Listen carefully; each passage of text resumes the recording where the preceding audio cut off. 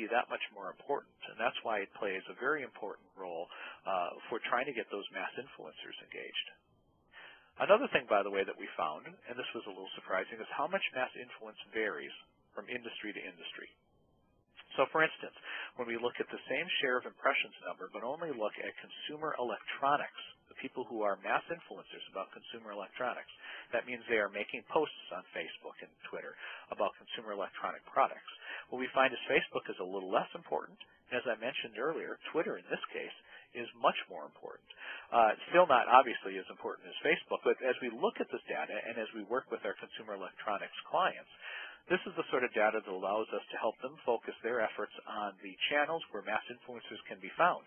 In this case, Facebook and Twitter are really important.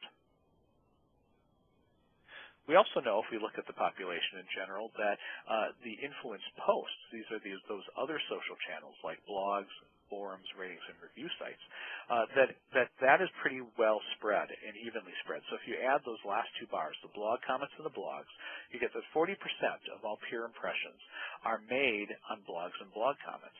A little less on ratings and reviews and a little less on discussion forums, but this begins to show you how widely spread influence is across those other social channels. And again, if we look at the consumer electronics, we find, by the way, that it is quite similar in this case, but if we look at other channels, it is not quite as similar. So what does all this mean?